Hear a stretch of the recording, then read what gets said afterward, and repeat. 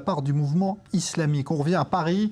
On était tout à l'heure avec Olivier Lerner qui nous montrait que les Parisiens avaient encore du mal à retrouver le chemin des tables, des cafés et des restaurants. Ce soir, l'ambiance est encore au recueillement, à l'émotion, comme le montre ce reportage de Maël Benoliel.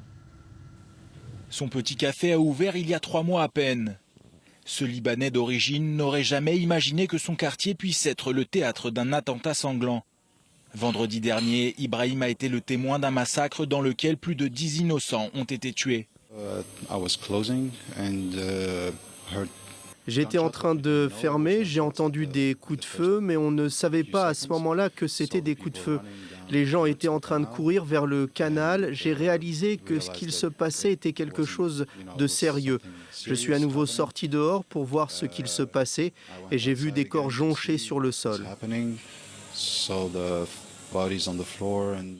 À une trentaine de mètres de son établissement, le Petit Cambodge et le Carillon, 2 cibles des terroristes et de leurs kalachnikovs.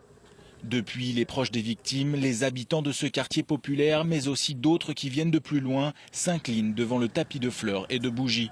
Je suis venue ici pour le voir parce que je ne voulais pas le croire avant de l'avoir vu. Mon école n'est vraiment pas loin, mais même au-delà de ça, c'est mon quartier, j'ai vécu ici. C'est triste, mais je suis aussi vraiment en colère. Hélène n'est pas la seule à être en colère. Nous, en France et dans les pays démocratiques, on fête la vie et pas la mort. Contrairement à ces barbares qui fêtent la mort et qui pleurent la vie. Nous, c'est l'inverse, il ne faut pas l'oublier. Alexandre n'est pas de ce quartier, il n'y avait jamais encore mis les pieds, mais il tenait absolument à venir se recueillir sur ce lieu de terreur. Malgré tout, la vie continue. Oui, la vie continue, même si c'est difficile. Il faut quand même respecter les victimes et pas passer à autre chose trop vite. Le 7 janvier, il y a eu des attentats ici. Et je trouve qu'on est passé beaucoup trop vite à autre chose.